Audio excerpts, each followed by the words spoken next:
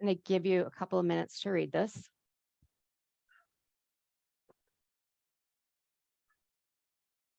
This is one of the harder webinars that I do present. I'll be honest with you.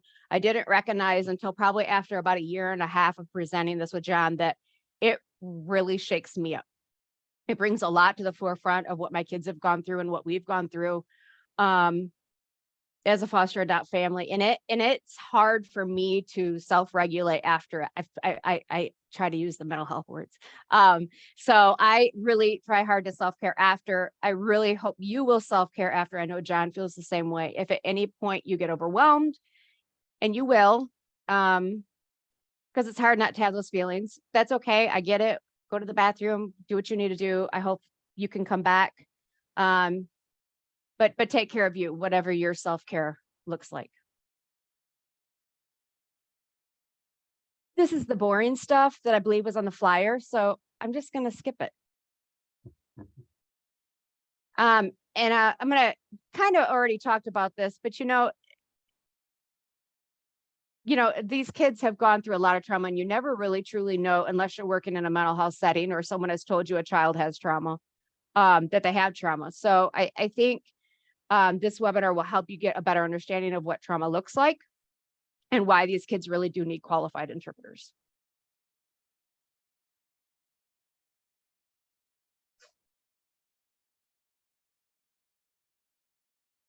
I also talk fast, so if I need to slow down at any point, please let me know. And if I go fast through the slides, please let me know too. Okay, so while this webinar is geared towards interpreters, there is a lot of information that really is beneficial to anyone who's going to interact with deaf kids. So when you're working with a child that has trauma, what should you keep in mind? How can you advocate for these kids? And then also on the interpreting side, well, actually anyone who's a professional, what are those unique and professional considerations? Now, we do understand that we have more than interpreters here today. So if you wouldn't mind dropping in the chat, this is one of those times we're going to ask you, and tell us what field you work in, that would be awesome. If you're an interpreter, if you're a teacher,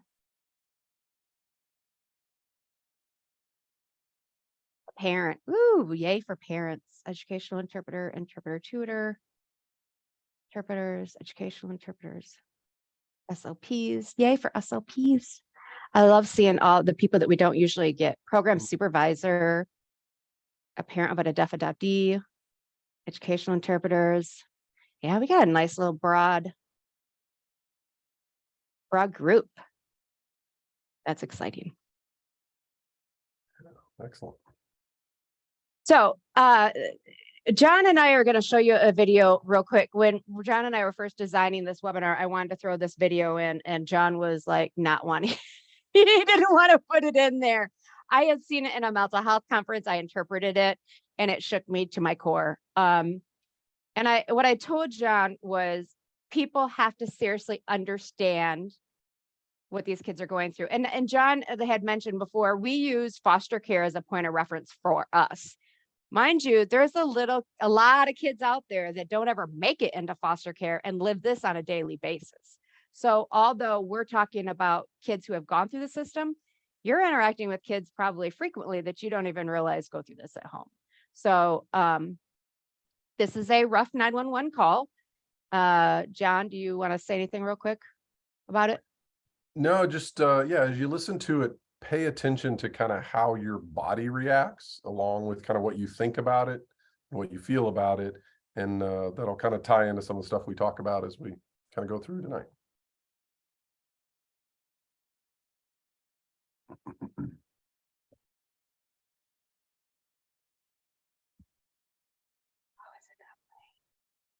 Oh, can you hear it?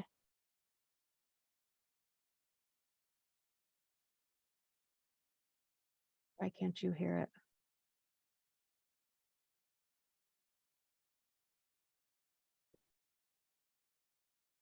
I thought someone had said something.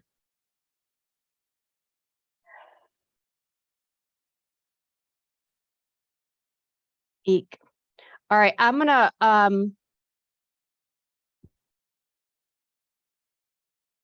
Avita, do you feel comfortable interpreting it right off reading it. I hate to do that, but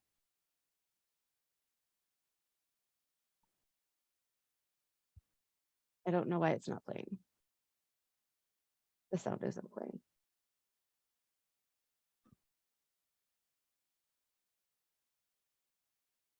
Do you have it on your hard drive by chance? You could. I directly to do. that? Yeah.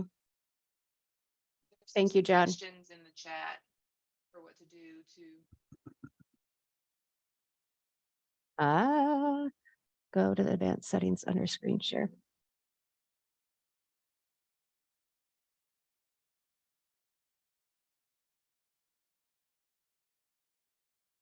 I don't see it. It's not there.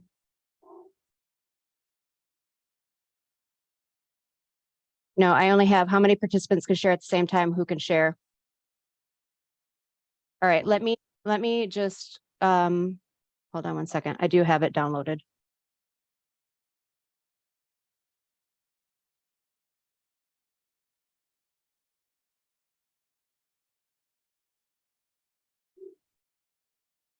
I apologize. I tested this all out, but what I didn't think about was testing it through Zoom. Did you see one person suggested trying to unshare it, clicking the button and then resharing it? I don't know if that would work. Oh, you know what? They're not going to be able to hear it either that way because it still has to go through. Someone said stop share and reshare. Yeah. Yeah, unshare and then see if that audio share button shows up at the bottom left. I don't have that at all. Sorry, guys. That stinks. Like seriously stinks.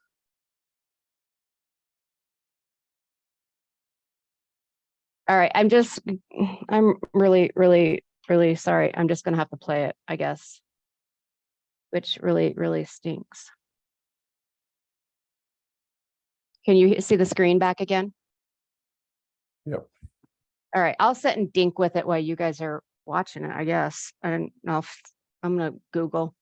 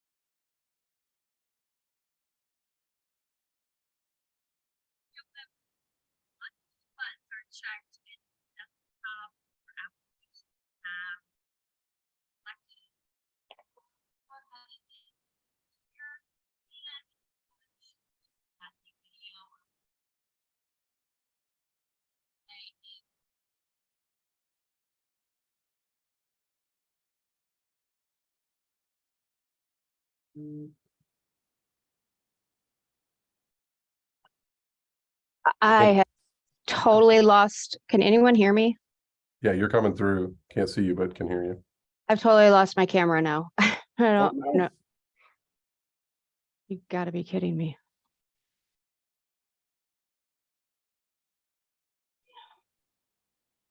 Well, if you want to kind of keep running the slides, I can go ahead and Yeah, leave. I'll do that. Hold on.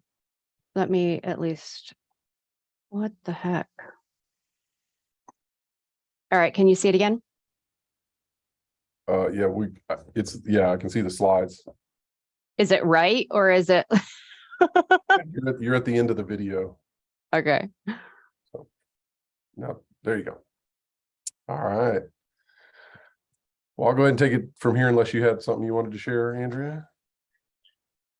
Yeah, I'm feeling overwhelmed right now. Yeah.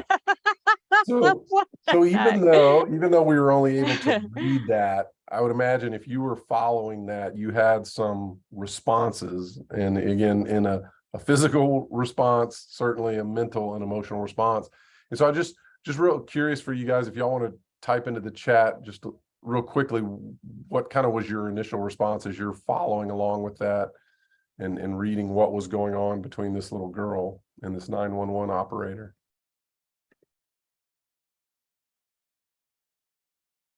Yeah, here's some Anxiety, panic, tension, pit in my stomach, shortness of breath, panic, shocked, scared, numb, scared. I will tell you, y'all, the audio is horrific. I know reading it may have brought on these feelings, but the voices that come along with it are pretty intense. Yeah, heartbroken, sadness, tension. Yeah, a lot of good stuff. Yeah, some anger. Absolutely. Absolutely. Afraid. Yeah. Yeah, and as Andrea said, when you hear the audio, it adds just a whole other component because there's all this information that's embedded in, hearing the stress in the little girl's voice and even the stress in the 911 operator's voice as she's vicariously experiencing the trauma of that situation. So one of the reasons that we do play that audio is to give people a chance to kind of set a tone for what we're talking about today, and specifically to encourage you to kind of think about, like, and imagine, what do those kinds of experiences, what kind of impact do they have on a child's life? You know, how do you imagine that affecting a child? And the extension of that, you know, as you think about how that affects a child, if it were a deaf child, how, you know, would that affect their ability and experience of interacting with an interpreter, in terms of trying to deal with all of that as well. So that's part of the, you know, I'm going to answer the kind of the psychological, biological part of the impact question in this first section as we talk about trauma. So if we want to jump onto that next slide, I want to talk to you about what we mean specifically when we talk about trauma. One of the things we have to do is kind of define this term, because this is one of the terms that gets really washed out, I think, in our culture, because we talk about feeling traumatized because our favorite, you know, ice cream store doesn't have our favorite ice cream anymore.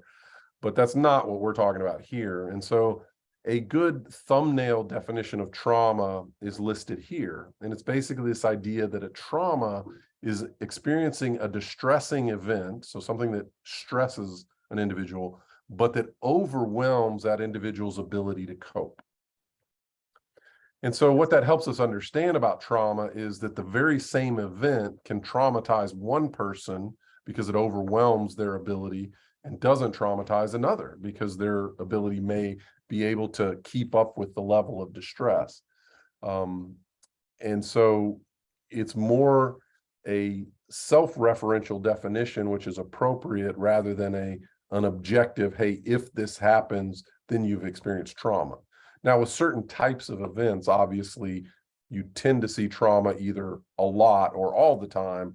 But sometimes you can have situations that seem rather tame to us that could be very distressing to the point that it overwhelms an individual, and that be a trauma, even though it may not traumatize us. So I think that's a really helpful definition. In the next slide, I want to kind of look at a more expanded definition that we get from the National Center for Trauma-Informed Care, focused on what types of experiences tend to be traumatic. And so what are the characteristics of those? So what we have here is an experience that is dehumanizing, meaning that you're treated in a way that you're more treated like an object or an animal than a human. And so obviously abuse, neglect, and those kinds of things are dehumanizing in their the way that they treat a person. Secondly, it's often shocking. So it's unexpected. It is a common experience of things that traumatize us. And lastly, it's terrifying, or it induces intense anxiety. Trauma experiences can also be either a single event, or they can be multiple events. And what we know about trauma is that trauma over time, the more times a person's traumatized, the greater the effect it has over time, even to the point that it makes individuals much more vulnerable to being traumatized in the future. One of the things we found in research of trauma with individuals coming back from war, you know, the vets who would come back with PTSD from the wartime experiences, the ones that would be more likely to be traumatized and develop PTSD were individuals who actually had trauma in childhood. So there was an element of predisposition that occurred if you've experienced trauma earlier in life for a subsequent event to then cause an additional trauma. And the third bullet point there is similar in the idea that it's compounding over time. And so traumas tend to add in terms of effect, you know, over time as they occur, increasing the effect and the negative consequences. The fourth bullet point there is something that a lot of times we don't consider, but is often one of the most painful and disruptive aspects of trauma. And this is something that I learned as a clinician that kind of surprised me, is that often the thing we ended up working on in counseling was dealing with the betrayal that the abused or traumatized person felt, not by the person who abused them, but often by the person who was supposed to protect them. So often it was the non-abusive parent or an institution in which they trusted to protect them, but didn't, a church or a state school or something like that, where there's a deep sense of betrayal and wounding that has to be worked through as part of that trauma work. And so that's part of the traumatic experience. John, can I add something on that? Absolutely. So I think, and I got a pretty good example of that. My oldest daughter, when we got her file, after you adopt a child through foster care, you get their file, and these files are pretty thick, and it will show every time CPS has been in their lives. And I remember right after her adoption, and now mind you, she was 17. I gotta think about this. It was during COVID. All my years are messed up. I think she was 17 at the time. And I remember her saying to me, no one protected me. Why did no one at the school, and she was at the deaf school, why did no one call and report? They knew. And I pulled her paperwork out and showed her every time someone at the school had called CPS and reported stuff. Who failed her was CPS. The system failed her ultimately. It wasn't the school. And I think when she saw that, there was a little bit of, I don't know if relief is the right word, but just okay, people did care about me. People did try to report. People did try to get me help. And it was the system who failed me. So I definitely can tell you, I've seen that with my oldest daughter. And then I also will say too, that at the end of the day, something I learned as a foster parent is these parents can abuse these kids pretty good, but at the end of the night, they still want to be back with their parents the bulk majority of time. They still love their parents. And that's hard to understand as someone who's never been through it. But yeah. Absolutely. The one last thing I'll add in terms of understanding trauma is that last bullet point of a loss of safety. And this is one of the things that can help us understand the breadth of the impact of trauma. Is it's not just that you feel fear related to one person or even one setting, that what gets kind of assaulted psychologically in us is our total sense of safety in the world. And so the world prior to trauma was a much safer place than it is after trauma. And that's a massive change in experience that's very disruptive psychologically and helps us understand how and why trauma can have such a deep impact, which is what we're going to look at, tonight, particularly in my section, is how does that impact a person?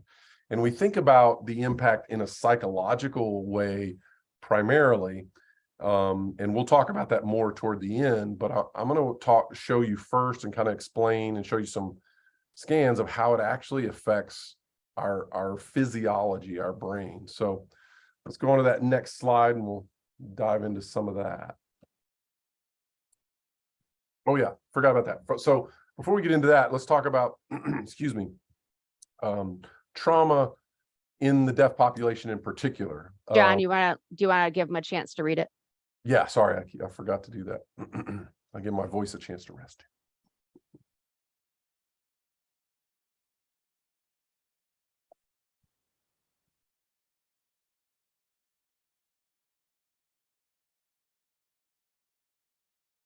I think we're good.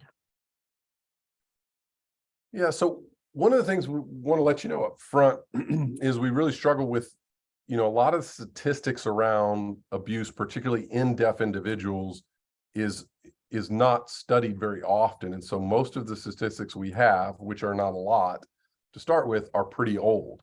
But I've made a couple of runs at this and haven't found any more recent statistics. And so honestly, if anybody has any that they know of, some research studies that demonstrate kind of the frequency and severity of abuse, send them to me. I'd love to see those. But here's some ones that I think will be helpful in understanding just kind of the context of this problem. So to start with kind of the big picture, comparing individuals with disabilities to those who are not disabled, they're 4 times more likely to be a victim of crimes. And so this is a very broad category that typically causes some level of trauma, is just crimes in general. And so we know with some pretty recent statistics that any kind of disability is 4 times more frequent for disabled persons than non-disabled persons. And within those statistics, and this may be a result of reporting bias, what we find is that deaf individuals are at the very least twice as often victims of violent crimes than those who are not disabled or are hearing. It may actually be quite a bit more, given that we know there's a reporting bias that crimes are less likely to be reported when they occur to deaf individuals than hearing individuals. So these are, rough estimates at best. When we look at deaf kids in particular, we see that deaf children are at least 2 to 3 times more likely to experience sexual abuse in particular. And so what we're seeing is that it's clearly more frequent in disabled and specifically deaf individuals. So we have a few more statistics I want to run y'all through in the next slide there. Oops, oh no, that's right. Yeah. So so we just mentioned that they're 2 to 3 times more likely to experience sexual abuse. The abuse that deaf children do experience is often typically more severe and less likely to be reported. And the last one is that schools for the deaf are frequent settings for abuse. So all of this information comes from a Norwegian study by Kavam, I'm not sure I'm saying his name right, back in 2004 with Norwegian children. But that top statistic was repeated because he found that was true in Norway, just as it was in the United States, that same 2 to 3 times frequency of sexual abuse. I think one of the things too that John and I talked about was, if you talk about 90 to 95% of deaf kids are born to hearing parents, you've got approximately 10 to 15% approximately actually learn sign. That's a large number of deaf kids who are language deprived, who don't know they should report, don't know who to report to, don't have access to report, so these numbers are probably a lot lower, a lot lower than they should be. Not should be, that they are, I guess is the better term. And then, John, I did want to ask real quick, because it does say schools for the deaf are frequent settings for abuse. And, that makes me think of an institution, right? Like a deaf school. Yeah. Do you think that's similar to residential schools for hearing people, or, you know what I'm talking about? Yeah, I don't know if they've studied a comparison of the different types of institutional settings. But this study was looking at deaf schools in particular. But we do know that in institutions, the frequency of abuse is far greater than a home environment, which was one of the reasons, years ago when we began moving away from orphanages, institutional care, to foster care. That was one of the reasons, because it was much harder to protect a child in an institutional setting compared to a home setting. Now, abuse still occurs in foster homes, but in terms of the quality of care is a big improvement. And we see that same trend around the world, is as nations develop, they move away from institutions, orphanages, and into a foster care, foster home model, which is ideal because kids need to be in homes with parents. So yeah. This last set of statistics comes from a study at RIT, and so it's what we call a retrospective study. It's a study looking backward, asking college students. In this group, I think there was a group of about 160 or so deaf and like 300 and some hearing. So those were your comparison group, were hearing peers and deaf college students. And what they found is that 76% of the college students who were deaf reported some type of childhood maltreatment, whereas only 49% or half of those hearing peers at the same university.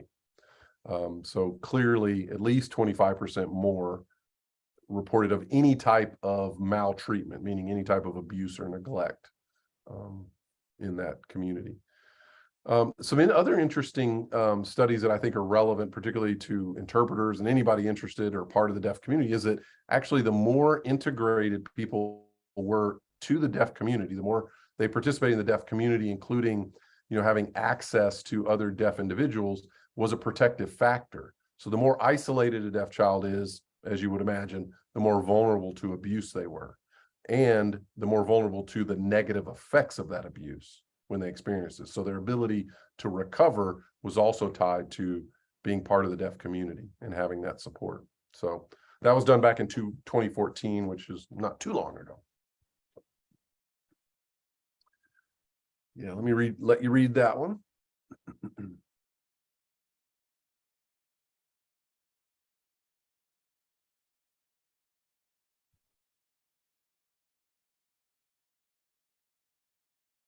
So the reason we add this slide is because language deprivation and the language disfluency that comes from not having early access to language is very common in deaf individuals for the reason that Andrea mentioned. Most deaf kids show up in hearing homes, and most hearing parents don't end up learning sign language and giving their child sign language access, especially early in life. Often if they do learn it, it's often later on in life as well, which doesn't help that early language learning and leads to what we call language disfluency. And what we find is when children don't have a good grasp of language, it leads to an increased vulnerability to trauma, because one, it makes them makes them easier targets for abuse. And again, Andrea mentioned some of that is when a child's isolated or the perpetrator anticipates like, hey, this kid's going to have a hard time ratting me out, it makes them a more desirable target for a predator. And so kids with any disability, but especially communication disabilities, are preferred targets in some way, which is really sad, but a reality. And that's why we see some of these higher numbers. The other way that language deprivation and therefore disfluency affects trauma is that it ends up causing those individuals to not have the same level of emotional and social skills that their hearing peers have, which is a huge piece of recovering from trauma, or what we call resiliency. So the ability to bounce back and recover from trauma is dependent on really three things: language, which we've talked about, emotional maturity and skill level and awareness, as well as social skills and social embeddedness, all of which we see impacted negatively because of the language issues. So that's just one thing to keep in mind as you're thinking about the population you work with as a teacher, as an interpreter, or if you're a parent, that kids are more vulnerable, and so they need more protection and they need more intense intervention, even though that's harder to give because they're not as resilient to experiencing the experience of trauma. And I think too, you play a lot of catch up. I mean, a lot of catch up. My youngest daughter is deaf plus. She's got several diagnoses, and even though she has come so far, we forget cognitively where she is, right? Because sometimes we're dealing with a 5-year-old and other times we're dealing with a 2-year-old. And so it's like trying to remember, nope, she needs us to pause in this moment and say, what you're doing right now is not safe, when you're doing this. And so you're constantly playing catch up with a lot of these kids and teaching them things that you're like, they should already know this. But when you add in that language, you add in that trauma, and you add in a lot of these other things, the layers that you have to really break through to rebuild what this child should have had at birth, right? Have access to at birth is, it's a lot. Yeah, absolutely. Yeah, so this next thing we're going to talk about, I'll let you read the slide, then I'll talk about it. You remembered. That's right.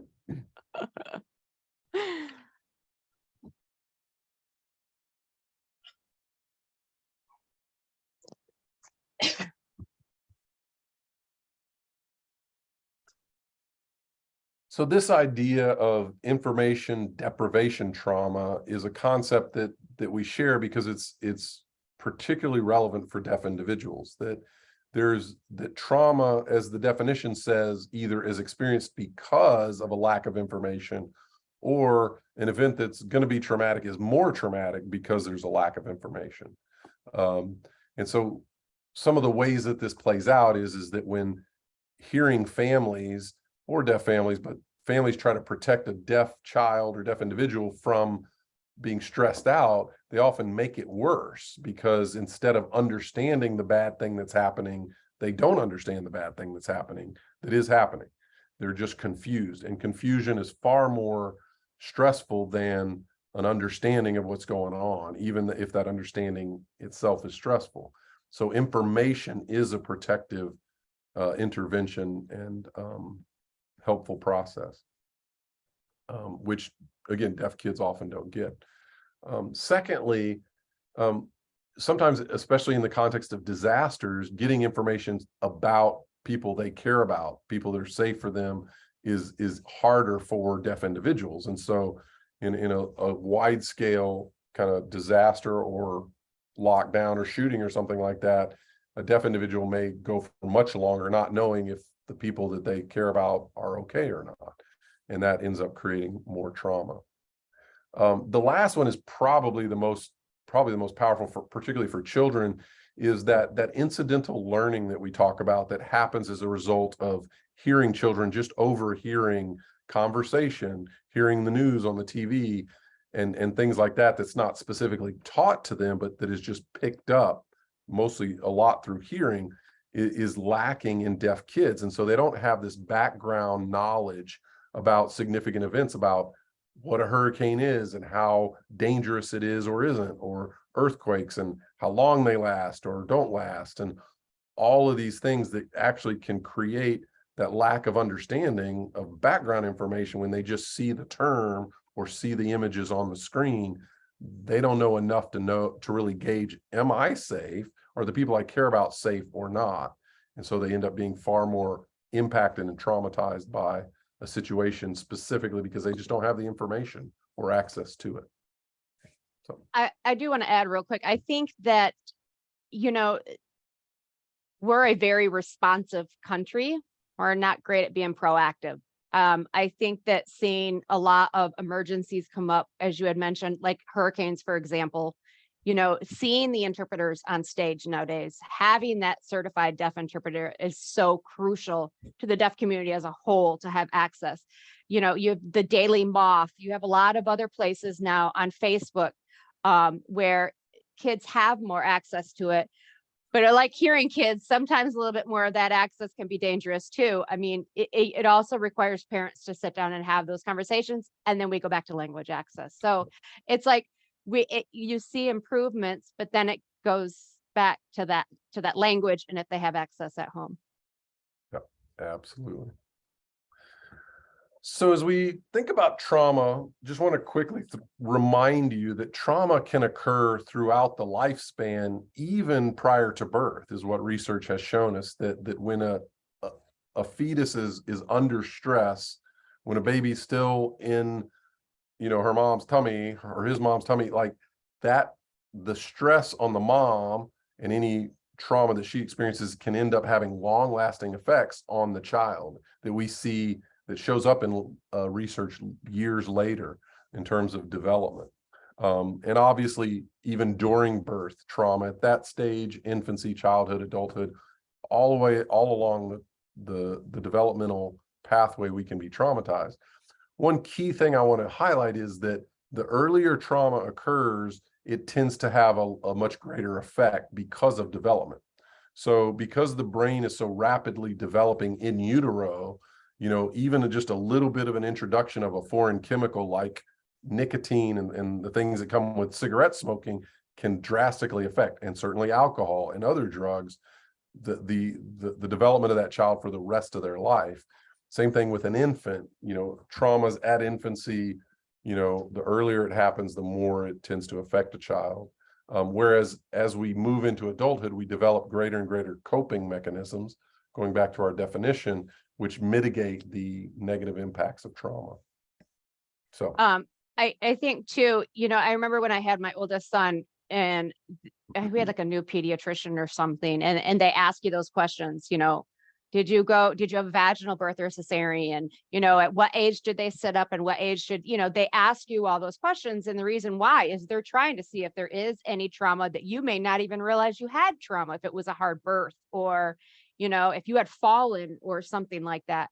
I think one of the things that's really hard with a lot of these kids who do end up coming into care is you don't get this background information all the time. You may not know what this child went through. And so, you know, behaviors or things might start coming up later, and you're like, but where did this come from? And not knowing what happened those early years makes it a little bit more difficult. One last thing I forgot to tell in the beginning, we do hand out PowerPoints. I forgot to tell you, I usually add that in my little spiel. So please sit back and kick back, enjoy it. Don't feel as though you need to take notes. And just two other things that have come to mind, because this is how my brain works. John, just to reiterate what John has said, we do share a lot of personal stories. We do ask if you ever meet us in public that you don't bring it up or ask us about it. We share so that you guys learn from us. And our kids do know that we share. And one last thing I did want to throw out there, because I know the interpreters are wondering, there is one sign that the interpreters asked me about, and I completely forgot to do it, is foster care. This came from our Forest Central, and I am off point, and I apologize, but I forgot to mention in the beginning. But our 4 families came together, and each of us have deaf in our family, whether it's a spouse or kids, or we're interpreters. Deaf people were very included, so please don't think it where they weren't. But we asked between us, how did we want to sign foster care? I'm from Michigan. They signed foster care. I've seen fake parents. I've seen, and of course now my brain's flaking. I've seen a lot of signs that aren't accurate. Oh, replacement parents. We're none of those. We are their parents though when they live with us. A good foster parent is going to tell you those are my kids. And so what we came down to was, for younger kids who don't have that language yet, it's a temporary take care of. We temporarily take care of them because they may go back. Not all kids go back. Some do go back, but they need to know that we're not replacing their parents. And we need to honor who their parents are, regardless of what's happened to them. For older kids, we do finger spell. Because I'm big on bilingual. So, but that was our big thing too, of these kids understanding the concept behind it and then finger spelling it. So I did want to throw that out there real quick before John started talking about the brain, because this is where it gets fun. This is where it gets a lot of fun. Okay. Yeah. Good content break there. So yeah, so we're going to dive into a little bit of brain stuff. And so I wanted to start with just a picture of the brain. And so this is a picture from the side of the brain. And so you're looking at on the left side is where a person, the face would be, the person's eyes. And so that blue area is what we call the frontal lobe. And so one way to think about it is kind of, if you make a fist is a good model for your brain, and your fingers on the front end here are kind of that frontal lobe. And so that's one area. It's highlighted in this because that's one of the specific areas that's impacted a lot by trauma. Now, what does the frontal lobe do? Well, the frontal lobe is about focusing and paying attention. So it helps us do that. It's also, it's very highly involved in planning and organizing of behavior, and part of that is connecting cause and effect. When we're thinking about, well, what's this going to do if I make this choice or make this action? That's all frontal lobe stuff. We kind of call it the control center of the brain. So executive functioning is probably another term that you've probably run across. This is primarily what the frontal lobe does. And that's both of that blue and yellow area are part of that frontal lobe that is really critical to how the whole brain, therefore the whole person, operates, because it's kind of that control center. And unfortunately, trauma has a big impact on that area. The other big area that it impacts are these two other structures closer to the center and the bottom of the brain that we call the amygdala and the hippocampus. this is two areas of the brain that are often also called the reptilian brain, because it's a very basic older part of the brain. So it's this, that reptiles don't have a huge top part of the brain like we do. We call it the cortex, but they have this same area of the brain because this area of the brain is about survival. And so, you know, crocodiles aren't very smart, but they're very good at surviving because they have very active amygdalas and hippocampuses. So what does this amygdala and this hippocampus do? Well, the amygdala is really in many ways the emotion center of the brain, particularly when it comes to fear and anger. When you hear about fight or flight, you know, that either you fight for your life or you run away to try to save your life, or freeze, that's largely triggered initially by this area called the amygdala, and it manages it. Right next to that is the hippocampus, which is primarily about learning and memory.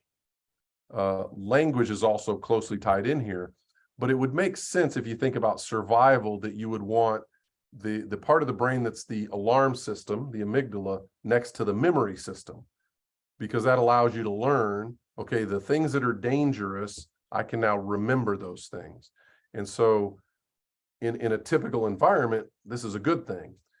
When a kid grows up in a dangerous environment where the amygdala is constantly lit up, the alarm system is constantly going off, unfortunately, it affects their ability to learn anything but survival. It keeps their brain kind of in mostly survival mode, and learning things like reading and math and history are not survival issues. And so that's one of the reasons these kiddos struggle a lot across the board in school, is because that hippocampus has been affected by this overactive amygdala because of what they're experiencing in terms of trauma. So that was a lot of words. Hopefully that wasn't too many, but give you a quick overview. Andrea. So John, then typically when they do psych evals, then they're being diagnosed with learning disabilities. Yes, and I would When say it's probably possibly coming from the trauma that they've had. Like it all comes back full circle. right. Well, I would say that technically if they test to have a learning disability, they do have a learning disability, but it may be trauma related and not like brain dysfunction related. It's still brain dysfunction, as we'll see in a minute, but it's caused by trauma, not by some like inherent genetic or, you know, brain injury kind of cause. It's brain injury through trauma. So yeah. See how Good this gets fun? All right. So what we're going to do now is we're going to look at 3 different kinds of brain scans. And I share these brain scans to try to make a point, going back to when I was talking about the definition of trauma, is that trauma isn't just about, hey, it makes me sad and scared for a while. Like trauma, especially in children, changes the brain. And so I'm going to give you 3 different types of scans that show that, hey, the functioning of the brain is altered when you deal with trauma.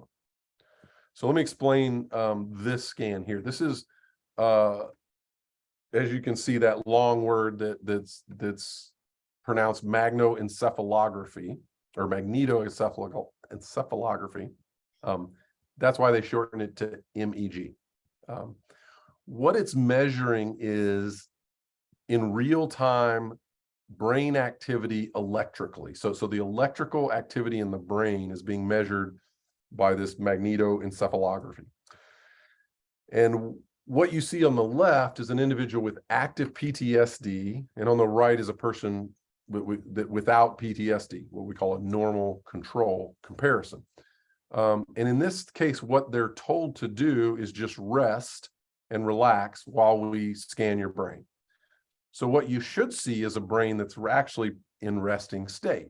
And the colors blue and green indicate a low activity level. And the colors of red, orange, and yellow are high activity.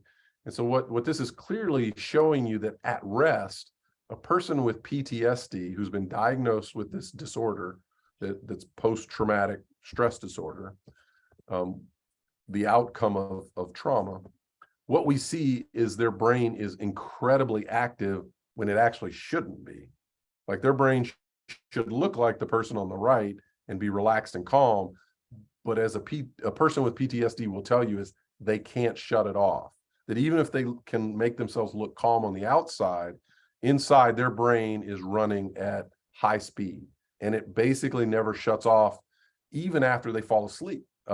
Because in sleep, all that activity ends up coming out in nightmares and stuff like that. And so you have this massively overactive brain, which when you think about in children, results in behavioral hyperactivity. So their brain is hyperactive, and then their bodies become hyperactive. Their mouths become hyperactive. And if they're deaf, their hands become hyperactive. And so they look just like a kid with severe ADHD, even if they don't really have ADHD. And I often share the story of our oldest son, who again, we adopted 3 days before he turned 14. He had spent his whole childhood in an orphanage, experienced all kinds of abuse, definitely neglect. And what we saw when we picked him up was a kid with severe ADHD. We got on video chat with people back in the States. We're sometime in the evening, it's morning back here in the US, and we're chatting with people, and they would just laugh because Shelly and I would be sitting conversing, and they'd see our newly adopted son come streaking across the screen, and then he'd stick his head in front of the screen and make some faces, and then he'd do a couple of flips across the bed in the hotel room, and then he'd grab a hold of somebody or throw something, and people just thought it was hilarious because it looked like something out of the Three Stooges. It was just out of control. And I guarantee, as a psychologist, me and 10 out of 10 of my colleagues would have diagnosed this kid with severe ADHD off the bat. But what we found is that as he had the opportunity to be in a stable, loving home that was predictable, that ADHD behavior dropped off. Now, he continued to have a lot of issues, but the other issues that needed to come to the surface could, because he was able to get under some control. But he was just basically completely out of control for several months as his brain kind of normalized and settled down. And so this is what you see with kids with trauma. They may look like they have ADHD. They actually might not. It might just be trauma-caused hyperactivity in the brain and in behavior. I want to piggyback on that. And I will add, if you don't know, if someone does have PTSD and they do have nightmares, there is medicine they can take to help with the nightmares. And I say that because two of my daughters my oldest daughter is no longer on it. She's gone through some heavy therapy to get to where she's at. My middle daughter is definitely not in a place still to do the amount of therapy that needs to be done. But she has vivid nightmares if she's not on her medication, to the point where she doesn't sleep because her body is in high movement the entire time when she's sleeping. I mean, it's sad to watch. So, but she even will have breakthrough dreams on occasion.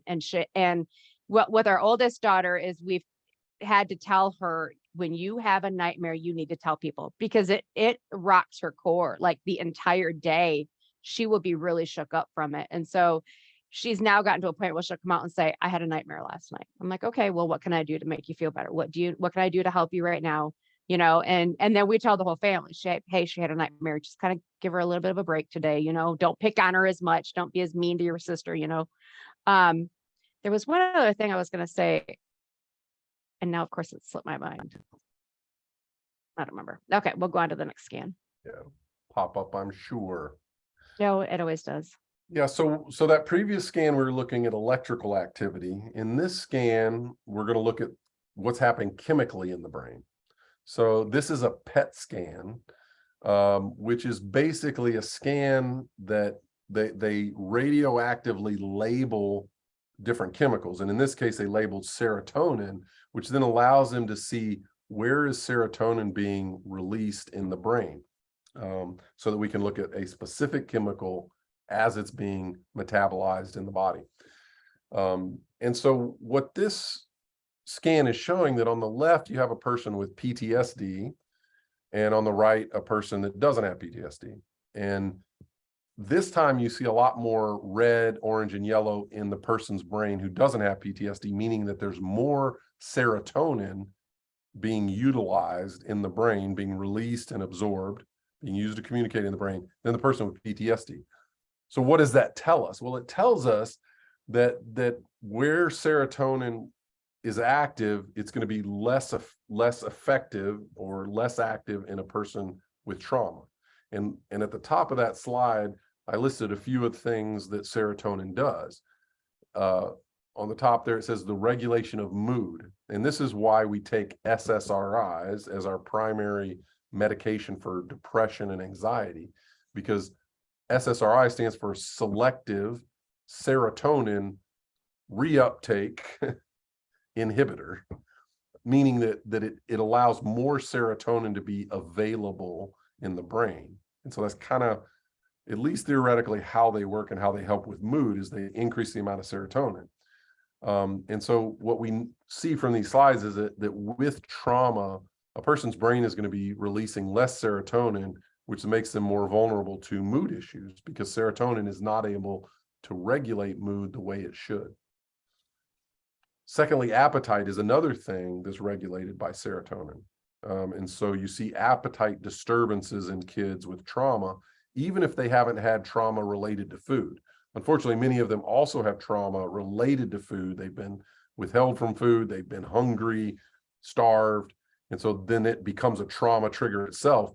But even if that's not present, the serotonin differences will cause appetite issues, either excessive appetite or a lack of appetite, either one of which obviously is not healthy for kids. It'll become a coping technique too. Yeah. It'll come.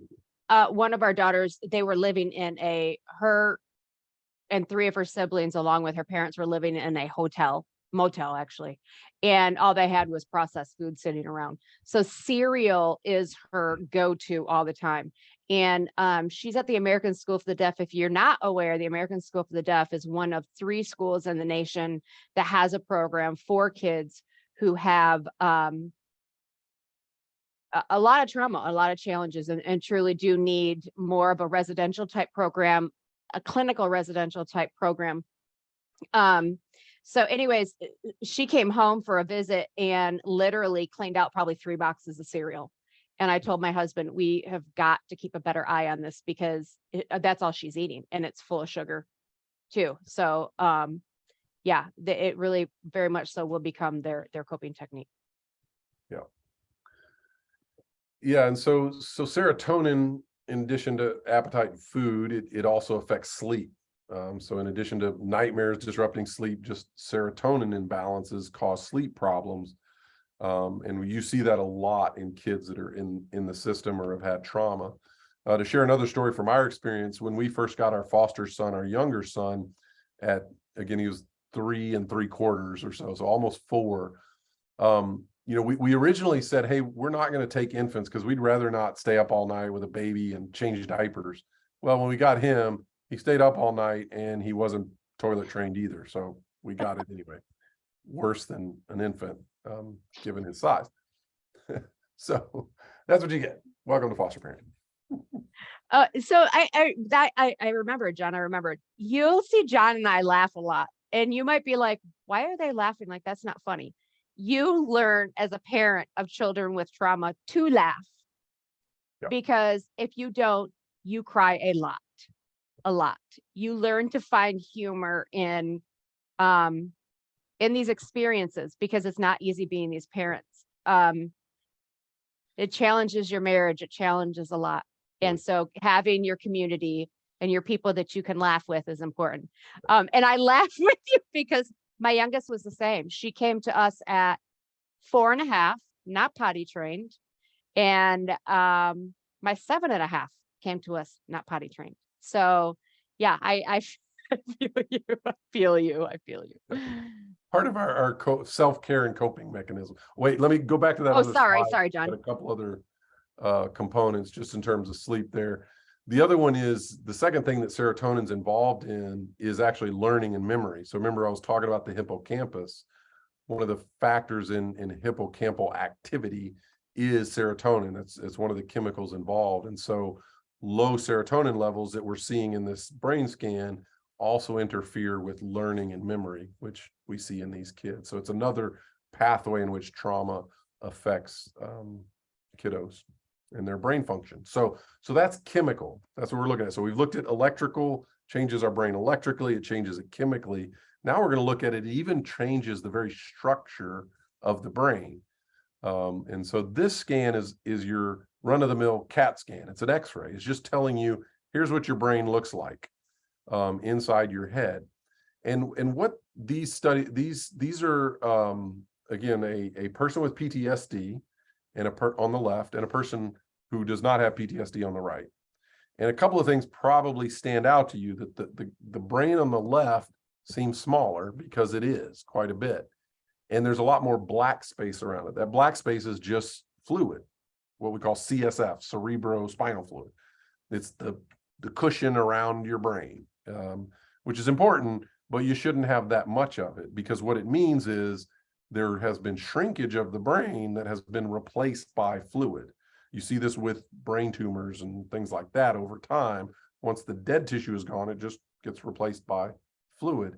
So this is obviously bad, to have less brain tissue compared to not having trauma.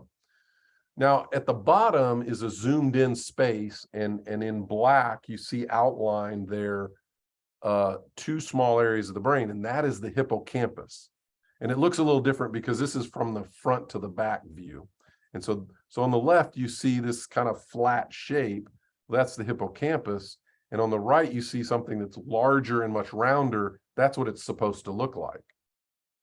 And so what we see is that specifically in this area that's related to learning and memory, we see a lot of atrophy or a lot of shrinkage, indicating that, man, with chronic PTSD, so repeated trauma over time, this is how it affects the brain. The whole brain is less healthy than it should be, and specifically the hippocampus is a lot smaller structurally. And so what you end up with is a trauma-caused learning disability or memory disability, because it literally has done damage to the brain. So this is probably a good time to speak to a question before we go there, is that people always ask, with these scans, that seems pretty dire, and is there any hope? And the question is yes. That what we're learning is, we used to see the brain as pretty static, like once something bad happens, it's done. And compared to the rest of our body, that's true. You know, I can cut a piece of my skin off and it actually grows back almost entirely if it's not too big. And even if I lose a limb, it heals up quite a bit. The brain is not quite as resilient as the rest of our body, but it can do a lot more healing than we used to think. And so the good news is that with good nutrition, a stable, safe environment, and opportunities to learn, the brain can make a comeback. And part of that opportunity to learn is learning specifically in the realm of emotional and social stuff that we do in therapy. And so counseling and therapy is a brain reparative technique. Medication, unfortunately, does not heal the brain. It generally just masks the problem, at least right now. Now, some point in the future, at this point, it's probably going to be a long time in the future, we may have some type of medical chemical agents that help brain healing, but we don't. Probably the most promising thing, and this may be a little bit off topic, but is stuff like stem cells. You know, they're starting to use that for things like Parkinson's disease and dementia that has, you know, obviously kind of decrease in brain tissue. And there's some promising things there, but we're nowhere near using that in any way to help. But we do know that experience and learning can change brain chemistry, and it can therefore change the electrical activity in the brain, and ultimately even, you know, what the brain looks like, how it's shaped and how it's composed. So there is hope. Just wanted to say that up front, and because that's often asked. Yeah, Andrea. I appreciate you bringing, yeah, it's always asked. It's always asked. One thing, as a parent, right? Because, you know, I don't have a college degree that is in medical by any means, but I know you had said that medication masks it. don't you think it helps control the symptoms so that therapy is possible though? Absolutely. Yeah. Okay, I just want to close because mask to me means it sounds negative. I don't mean to say that like, Yeah. but Yeah, I would say I probably did use it somewhat negatively intentionally, but you're right that sometimes masking the symptom actually helps us do the healing work. For instance, a kid with severe ADHD that can't pay attention is not going to benefit from counseling and therapy as much as a kid who can pay attention and listen and learn effectively. So yeah, absolutely. and I think one of the big problems we have here is not enough therapists who know deafness, who sign. So accessibility comes into play, right? Frequently I get messages from people all over the country. Where can we get help? And it's like, what state are you in? Oh, I don't know of anyone there. I don't know of anyone there, you know? And then it's, will they provide interpreters? Can we get an interpreter? Is it a qualified interpreter? Can you get the same interpreter? Like there's so much that goes into it. This is where I don't laugh because that breaks my heart because it's like these kids can't get the help they truly need. Sometimes they really can't. And so, yeah. Okay. So now I'm going to move on because then I just get sad. Yeah, so now what we're going to go from, so that's what happens to the brain. Well, what does that mean in terms of how the brain functions and how that comes out in terms of behavior and development? And so this is a list of the kind of primary areas that trauma impacts. As we've talked about, learning and attention are negatively impacted because of trauma. And we see that in kids. Their ability to control impulses. Again, that's another frontal lobe function when they have a thought like, hey, that would be interesting to do. Like their brain is not very good at saying, hey, don't do that because that's going to hurt, or that's going to hurt somebody else, or you're going to get in trouble. It just does what the impulse tells it to do because that frontal lobe is not working the way it should. Obviously creates lots of problem for those kiddos and their families and their teachers, sometimes their interpreters. Everybody around them. Yeah. Another thing is sensory issues that's kind of interesting, that trauma causes kids to have a lot more trouble making sense of their sensory world. And this is one of the most undervalued thing that our brains do, is they're actually, one way to think of the brain in general is a massive filter, because there's a tremendous amount of information coming into our bodies and therefore our brains that we got to make sense of. And the primary way we do that is we filter out most of it. Well, when that's not working well, you get sensory integration issues. If you've ever seen a kid who can't focus and learn to read because he's constantly messing with his shirt because it's bothering him, he can't filter that out. His brain's not doing the filtering work sensorially that it's supposed to. So you see this in kids with trauma more often than you see it with kids without trauma. So attachment and relational issues is another one, that trauma itself, even if a kid has a good solid family home, if they experience trauma outside the home, it's going to create problems in their attachment that was healthy moving forward and cause problems in their relationships with family and friends. When they've come from both a relationally dysfunctional system and trauma, it's doubly bad. And so you see these kids struggle tremendously to form healthy attachments and have good relationships with people. I will say our two oldest daughters have no friends. Yeah. Their friends are adults. And my husband and I were just talking about that last night. We're trying to wrap our heads around why, and if they do have a friend, they don't last long. And so, and it's sad. It's really hard to watch because they desperately want friends a lot of times too, but they just can't make it happen. Yeah, it is sad. And that's pretty common for kids with significant trauma, kids in the system. I would say our oldest is the same. He doesn't really trust too much of anybody. He barely trusts us. And really the only friend he has is a friend he's had since we adopted him, who happened to be an adopted deaf Chinese kid from China around the same age. And so they went through school together. And this kid is also very passive. And so he tolerates all my son's crap more than he should. And so it just works. I mean, their dysfunction fits well together, as often happens. So he's kind of the only real friend. They live together now. So that's pretty common, just to share a little bit with. So also, what else does trauma do? It also creates emotional dysregulation. So all of us have emotions, and emotions can be disorienting and can cause us to kind of get off track, but we've learned to regulate them. Like, we have a whole system of both internal and kind of external strategies to regulate our emotions so that we can function and feel things. These kiddos can't regulate very well, and so a little emotional stimulus may just push them over the edge, or a massive emotional stimulus they may have no reaction to at all that they actually need to be responding to. Like, Yeah. a real threat to them often doesn't register emotionally as a threat, and so they're like, oh yeah, I'll go take candy from that stranger, because their emotional dysregulation is part of that process. And so this ends up being a very fundamental problem that a lot of these kiddos struggle with, for sure. The last one I'll throw out there, and I know we're going through these quick, but I just wanted to give you an overview of what these brain changes do in a kid's life.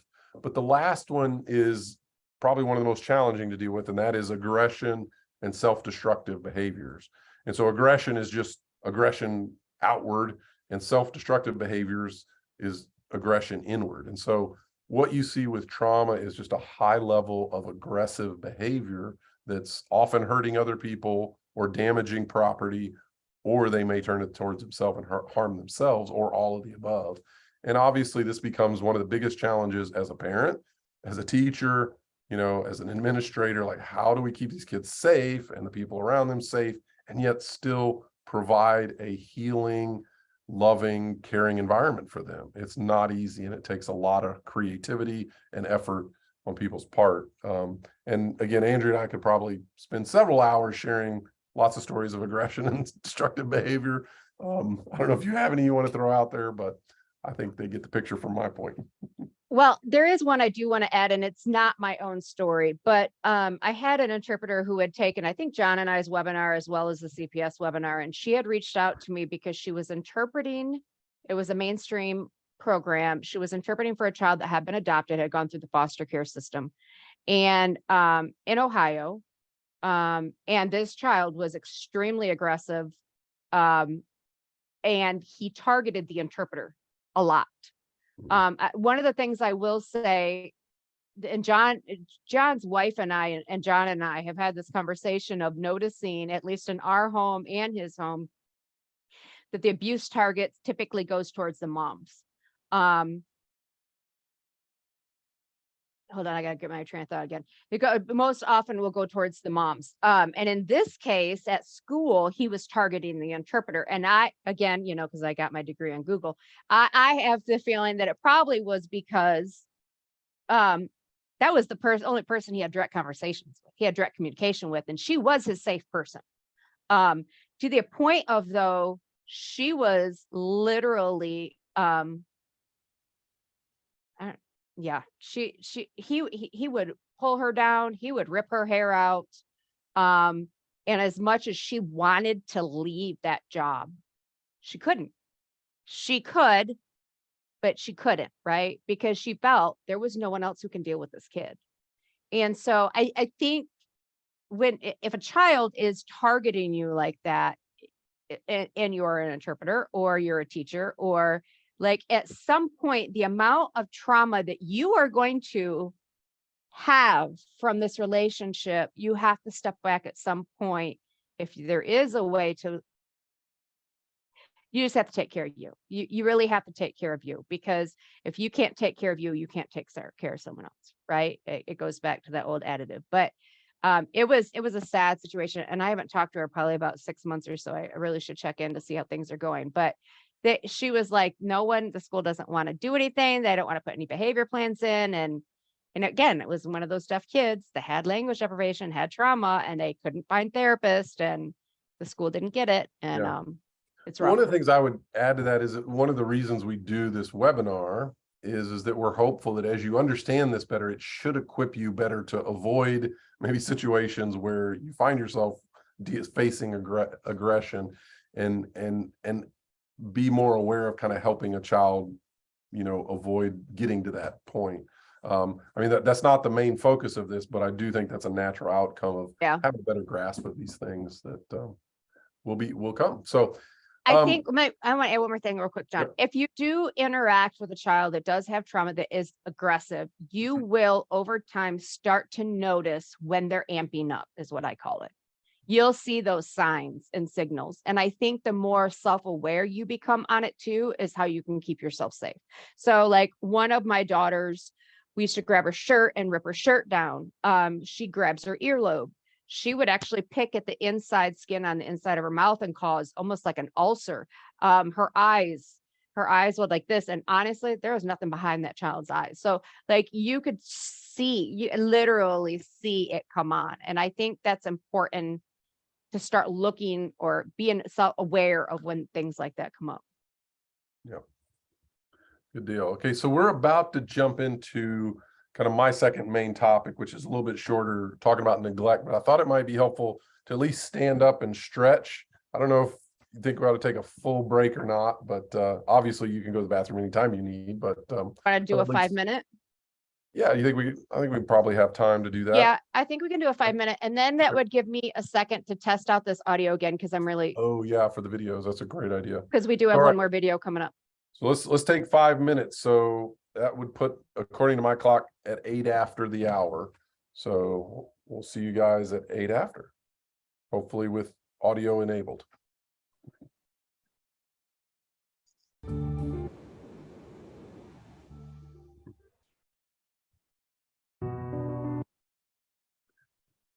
So we like to show that video because they do a great job of kind of summarizing, I think, what neglect is and giving you kind of a broader understanding and definition, as well as kind of the impact of it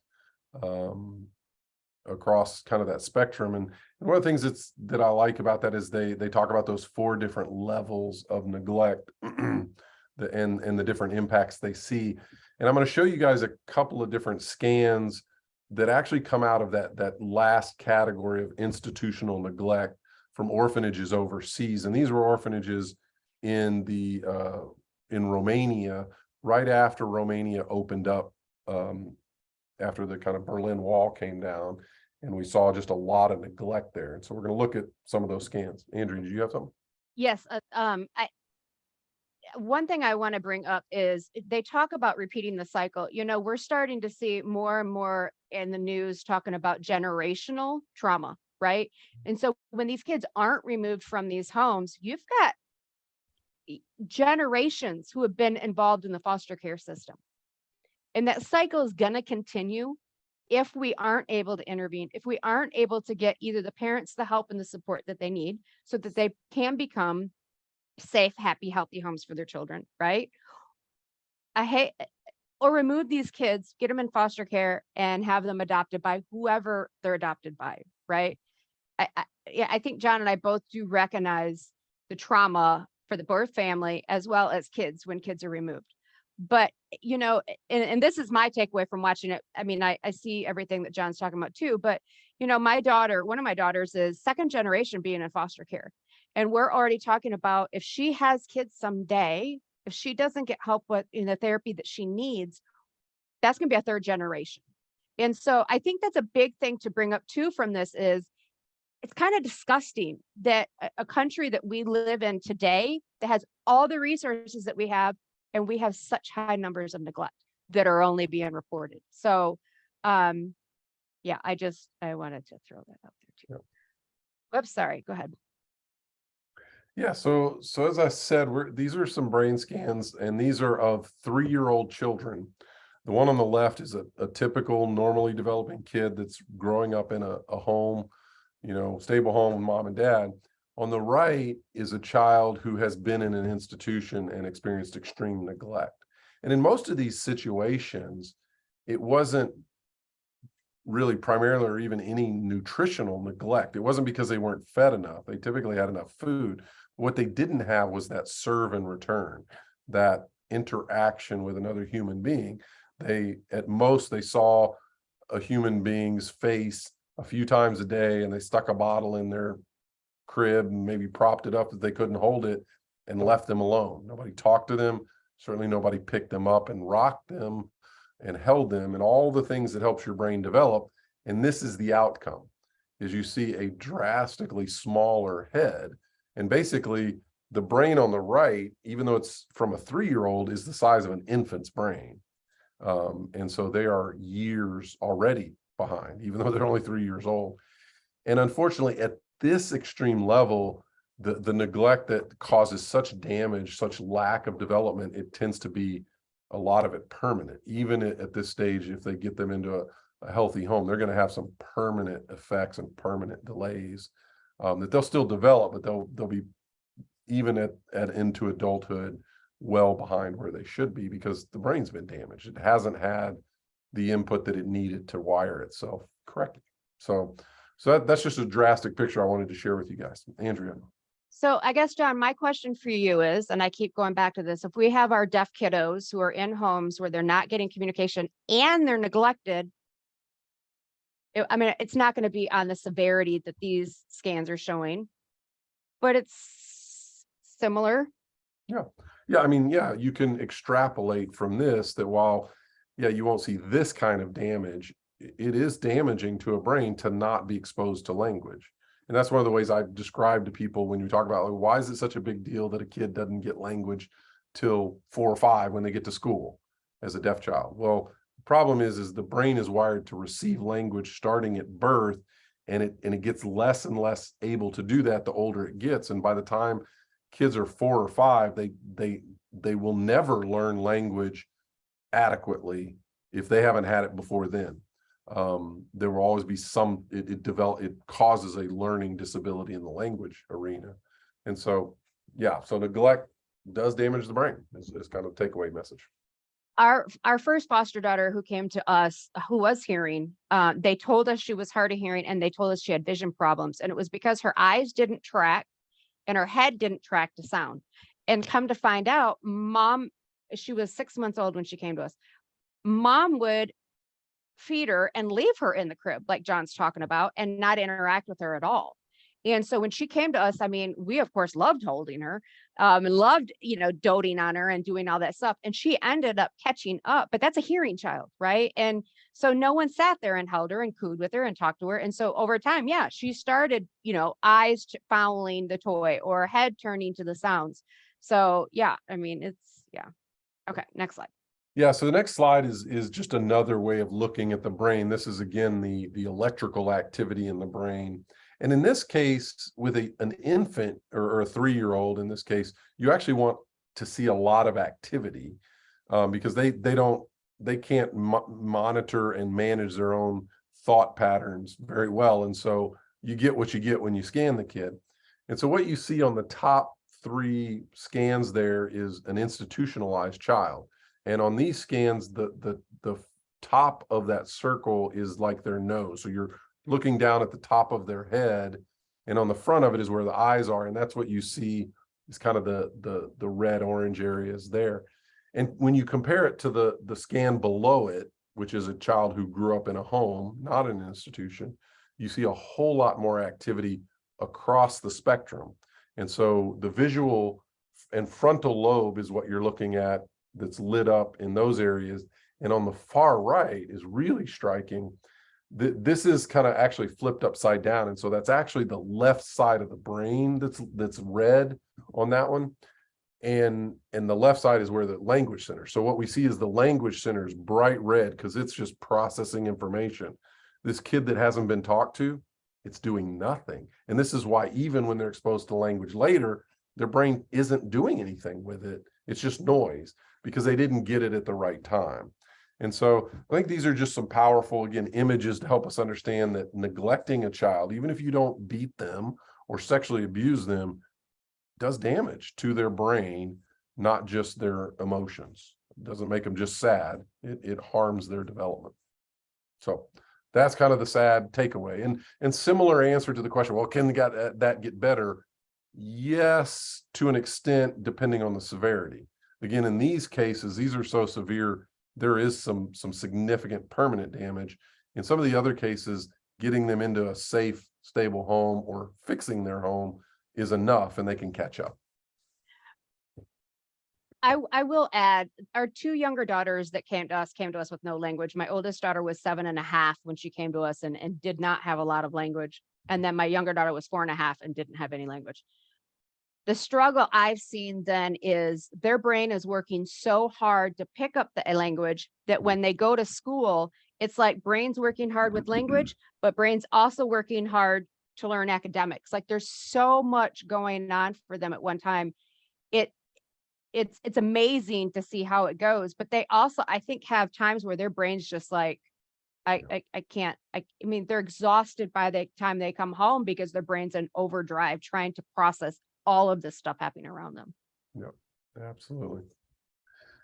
Well, I want to make sure we have enough time for questions. So I'm going to run through kind of this list of impact on functioning, and then we'll get into whatever questions you guys have. So be thinking about any questions you have that we can answer for you in the last part. What you'll see as we go through this list of how neglect impacts children is there's a lot of overlap with the impact of trauma, and because trauma and neglect go together, this list overlaps a lot. But studying neglect specifically has shown by research to do these different things. One of them that's unique to neglect is the stunting of physical growth. That even if they're given enough food and the ability to exercise, if they're not interacted with, their bodies actually don't grow. Like they're shorter, they weigh less. We call it failure to thrive. And what's really interesting is just the fact of being loved and held and talked to causes the body to catch up, and they go through a massive growth spurt once they get out of the neglectful environment and into an environment that's providing them what they need. It's really stunning. And if you see studies where they do the growth curves of kids in the foster system, when they get out of the abusive home into the stable home, you see this massive growth curve. So the second thing is you see delays in terms of cognitive development across the board. And so all of the different cognitive structures like attention and focus, memory, problem solving, mental flexibility, language, we see delays in all of these, even more consistently across the board than with trauma. Trauma tends to be a little more spotty, where you'll have kids that are doing okay in some areas and in other areas really struggling. They seem to struggle most in language-based stuff with trauma. Neglect seems to impact kids pretty much across the board.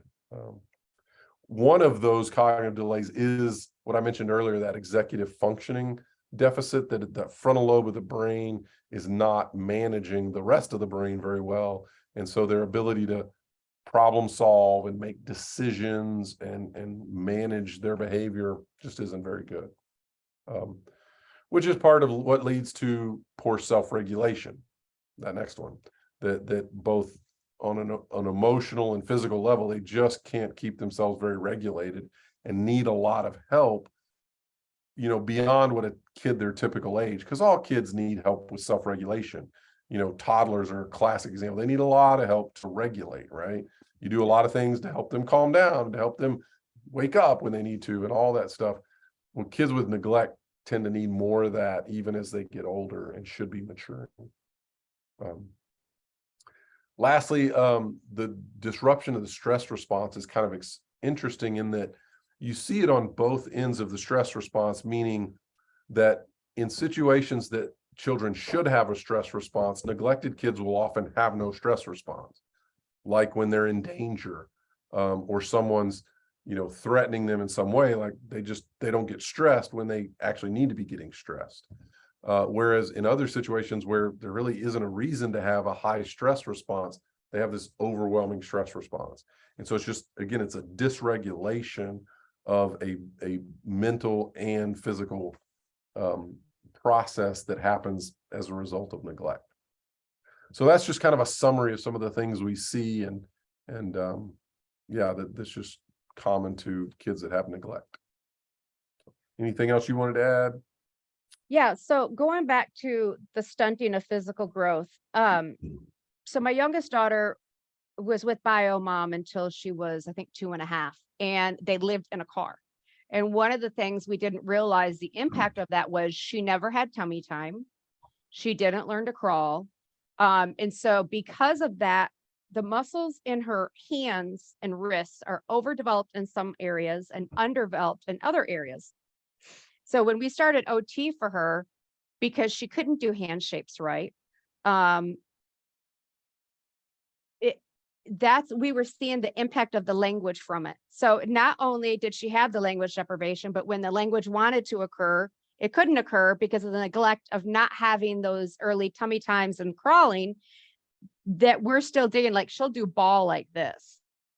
And so she'll actually open it up to this. And this is 2 years of OT now, right? So it is just unbelievable to see how neglect really does the whole child, and talking about those cognitive delays too. She had psych testing done recently, and they diagnosed her as IDD, with an intellectual developmental disorder. And so when I went back to her neurologist saying, hey, we've got yet another diagnosis, he was like, well, what are they basing it off from? And I said, well, one of them is memory. And he's like, let's try some ADHD meds. Let's just try and see where it goes. And sure enough, once we started ADHD meds, she was able to sit. She was able to focus. Her stamina for learning has improved greatly. So while she's definitely not grade level, she's definitely not age level, we're seeing improvements from it. So, a lot of these times these kids will be diagnosed with ADHD, autism, I mean, you name it, and they've got these diagnoses. And unfortunately, a lot of times in foster care, meds are thrown at these kids left and right. Yeah. But once you can really get the services that they need, like John said, that things do improve and get better. Absolutely. So that leaves us a decent chunk of time, I think, to maybe take some questions. You think we ought to have people pop up on screen or do chat? What's your thought? I'm fine with whatever, but I don't know how Zoom is set up, if they are allowed to turn their video on. Okay. So maybe just in the chat. Yeah, sure. Yeah, why don't y'all throw stuff up in the chat, or if we know that y'all can come on screen, I wouldn't mind that either one. Would it be safe to say that language deprivation is or should be considered an ACE, ACE? Yeah, I'm trying to remember the exact childhood event. Do you remember what it stands for? Adverse childhood event. Yes. Absolutely, it should. I'm not as familiar with that research. I would think it might be included, but I'm not sure. That's a good question. It certainly should be, for sure.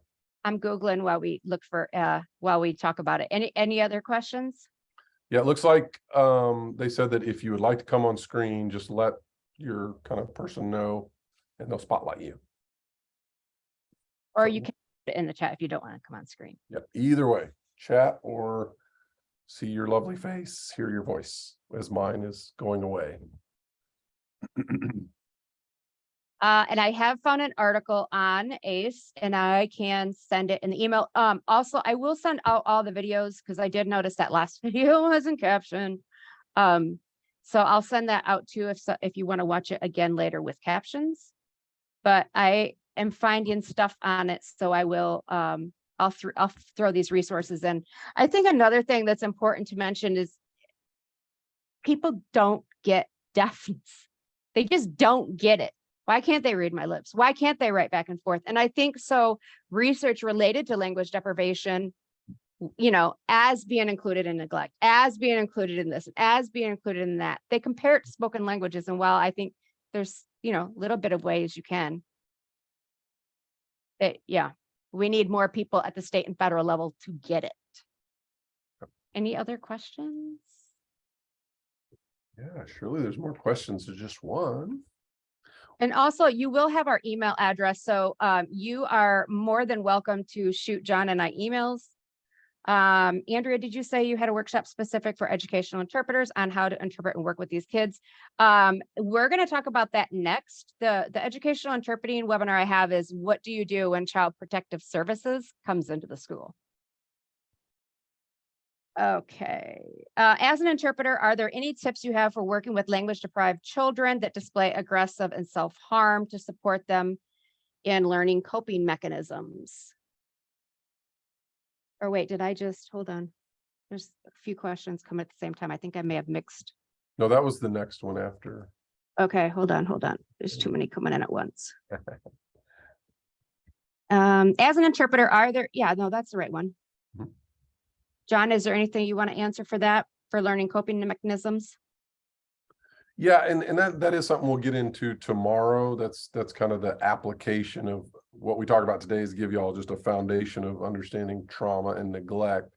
And what we'll talk about is some practical ideas about speed and repetition and things like that. So we'll definitely get into that tomorrow.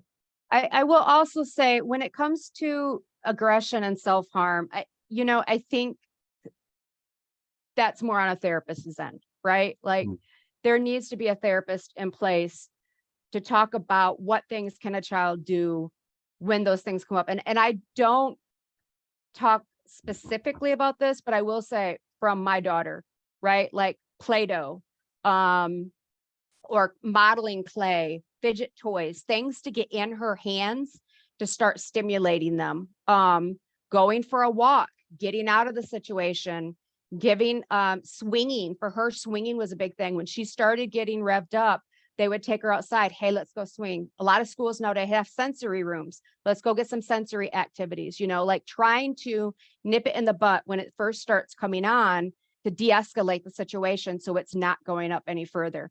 But again, I think I'm not a therapist. I can only tell you what we've done with my own kid. Yeah, I'm sorry, I kind of misunderstood the question. So yeah, to deal with aggression and self-harm, we will talk a little bit about that next time, but with space and stuff like that. But I think a general thing is it depends a lot on your familiarity with the child. And if you're a regular interpreter for them, you do have the ability to read them sometimes better than other people in the room. And adding that to your interpretation is not just interpreting language back and forth, but hey, I know this kid, here's what this means, can be really helpful to professionals who are working with them if it's a counseling setting, or sometimes certainly in education and things like that. So communication is important. And I think everybody being on the same page too, of if you see this going on, if they start, like I told you, the squinting or this, you need to intervene right away. And one other thing I will add real quick, because I can't remember if I talk about it tomorrow or not, is sometimes having more people involved is bad, right? So like with my middle daughter, if she's starting to amp up, they're not able to de-escalate the situation, they will tell everybody out of the room. You all need to get out of the room, because she immediately goes in that fight, flight, or freeze. She fights. And she fights like no other. I mean, she's extremely aggressive. And so the more people are in there, she starts feeling threatened. She gets amped up even more. She disassociates, which we'll talk about tomorrow. And it can go on for a while. So sometimes too, taking people out of the room and giving the child a chance to kind of calm down helps. The next question I'm seeing, hold on one second. If language deprivation is being added to the DSM this year, do you think it will become legal neglect? So in case you guys don't know, the DSM is the Diagnostic and Statistical Manual that's used in psychiatry and psychology that gives us the criteria to diagnose things. And so the question is, well, will that cause it to become legal neglect? Not automatically, but it will help, because if we have a diagnosis that says, hey, you are causing damage through this named, studied thing we call language neglect, it makes it easier to make a legal case. But a legal case at the level of legislatures have to happen, and not just one legislature. It's a state level issue, because abuse and neglect laws are state level. They're not national. And so every state legislature will have to add that to their legal code, is how that would ultimately make it a legal issue. So I reached out to NAD probably in 2018 or so, and brought this up as related to foster care and kids being placed in homes, non-signing homes. Why did I just tell you that? Why did I just tell you that? Hold on, lost my train of thought. Oh, what they had told me was the state of Texas is a very large state. If you could find a way to get people to help lobby and get a law passed there, it is much easier to get it passed throughout the country. Okay, with that being said, I can't tell you how hard it is to get people to lobby for stuff like that, right? Because it's America and parents have the right to choose whether they want to go the oral method or whether they want to go sign method. So we've got that dilemma in there too, right? I think this is where lead K comes into if your state has lead K, where they're trying to find ways to get eyes on these kids at an earlier age where they can make sure language acquisition is happening without it being legal and neglect.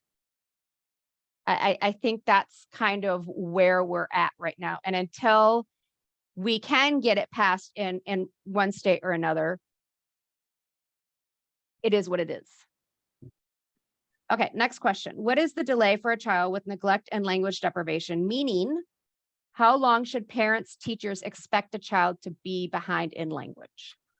Yeah, I've got a very frustrating answer probably for you, and that is it depends on a number of factors, the biggest of which is how severe the neglect was and how long the neglect and language deprivation went on for.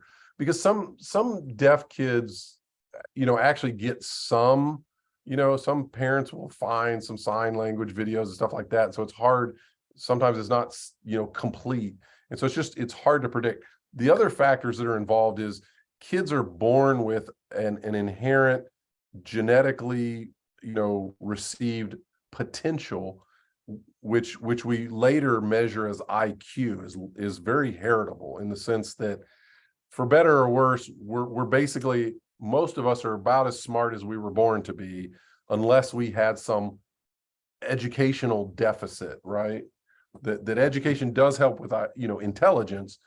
All that to say is if a kid that's born really intelligent will be more resilient and pick up language later better than a kid who just naturally doesn't have the brain power from the get-go. So that's another variable there, not one we choose.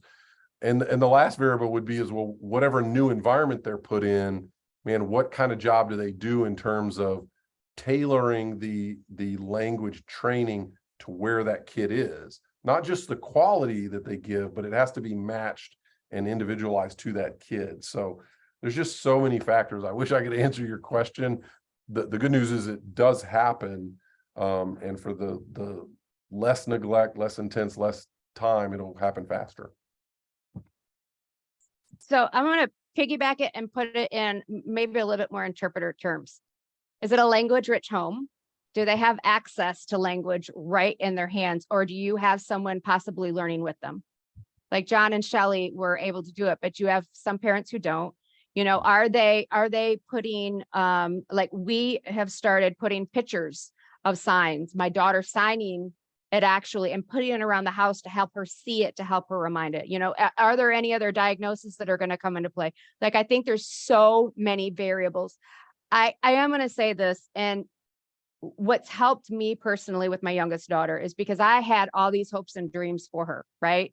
Is she's going to be whatever she can be. We're going to give her everything and anything that we can.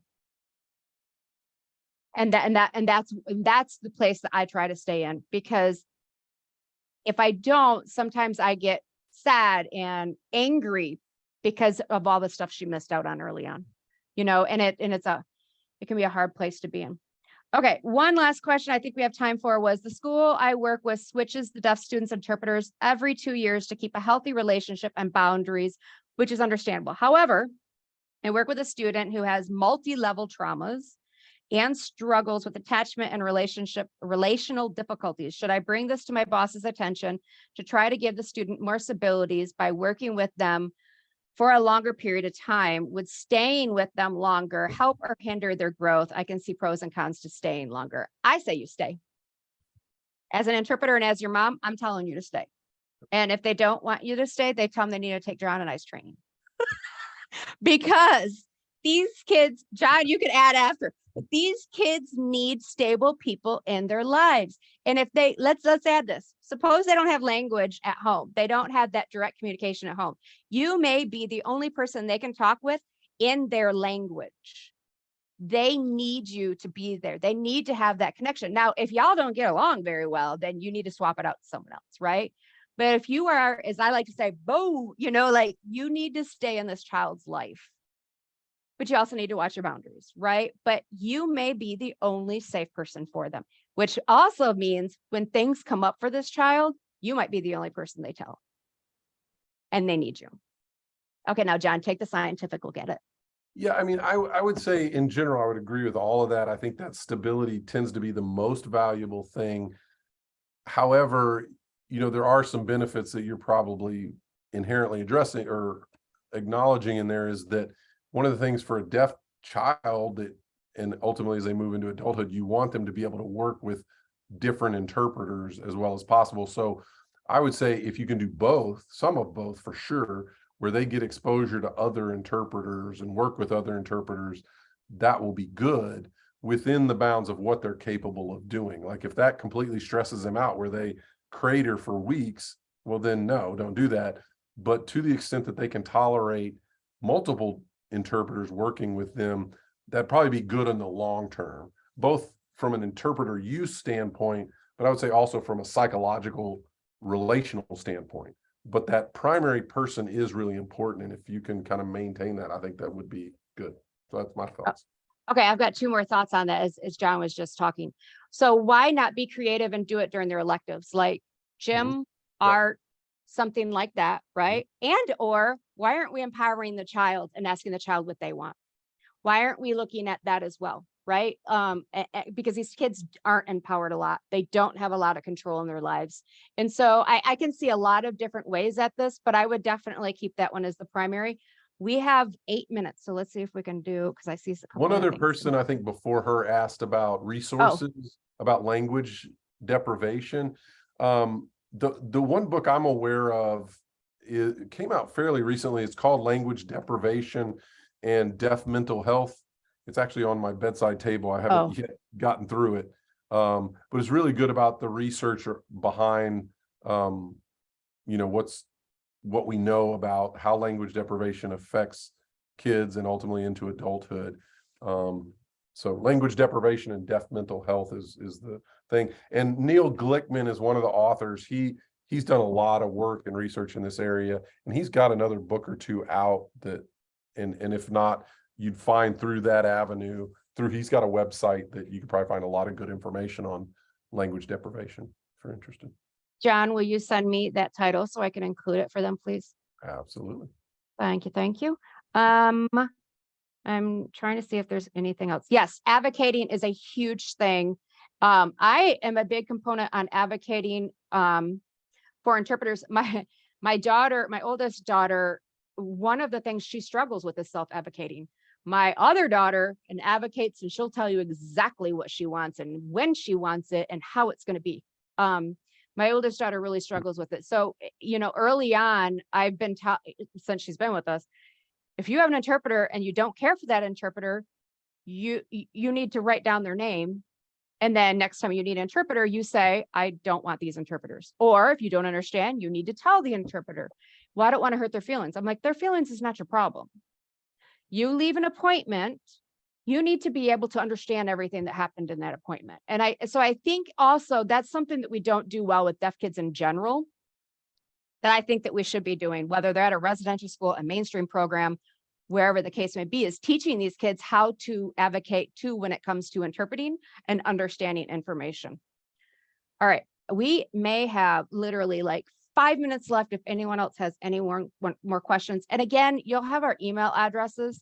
So if you ever need to reach out, please reach out to us. We're here, we're not going anywhere. And we like to be a resource. Anything else? All right. Looks like we answered them all, maybe. No way. I don't believe it for a second. All right, I'm going to stop sharing.